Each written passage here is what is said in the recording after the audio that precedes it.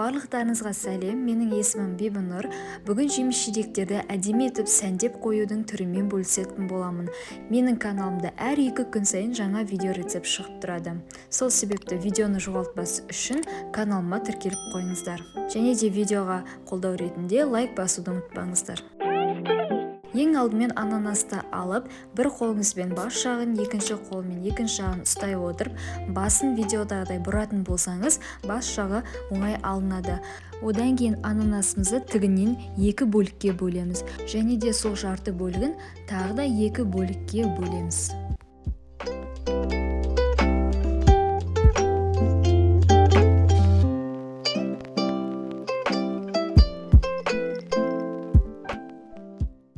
Ананастың ортаңғы жағы қаттылау болып келеді, сол себепті қаттылау жағын кесіп аламыз.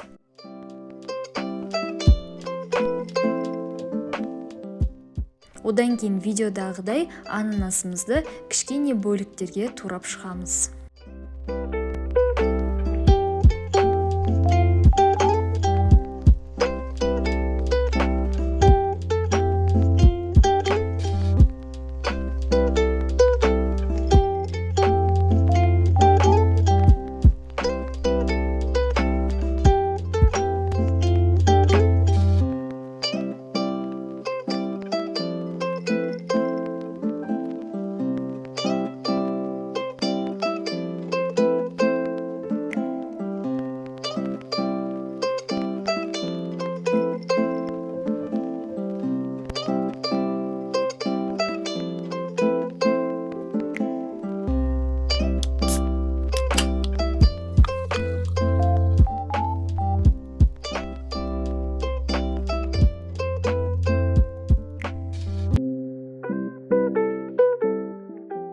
Әдемі тақтайша немесе тарелка алып, бір жағына малиналарды ұзыннан орналастырып шығамыз.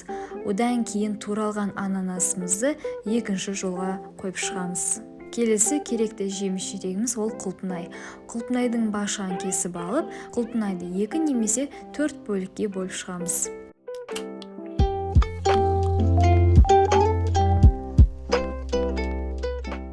Және де ананастан кейінгі жолаққа құлпынайымызды орналастырып шығамыз.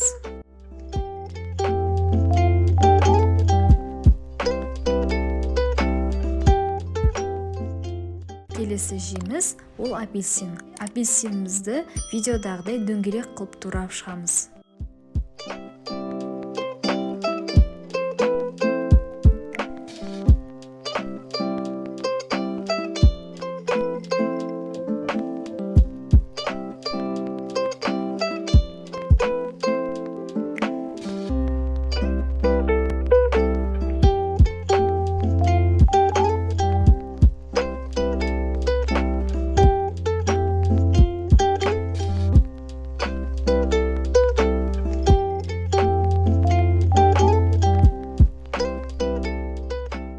Және де бұл туралған апельсиніміздің сыртқы қабығын алып тастаймыз.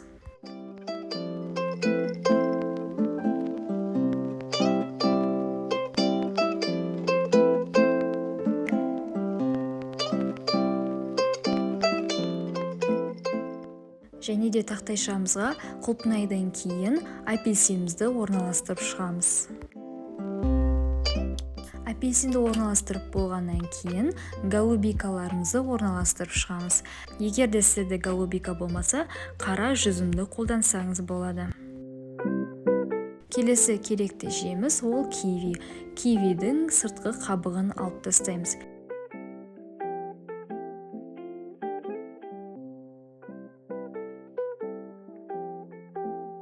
Және де видеодағыдай дөңгелек қылып турап шығамыз.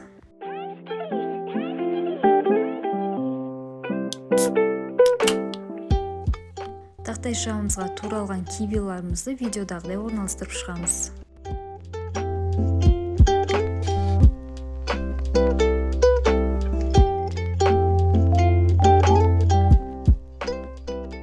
Және де ең соңғы клюкваны алып орналастырып шықтым. Сіздер кез келген жеміс-жидектерді алып видеодағыдай осылай орналастырып шықсаңыз, сіздің жеміс-жидектеріңіз өте әдемі және де дастарханыңыздың сәнін келтіріп тұрады.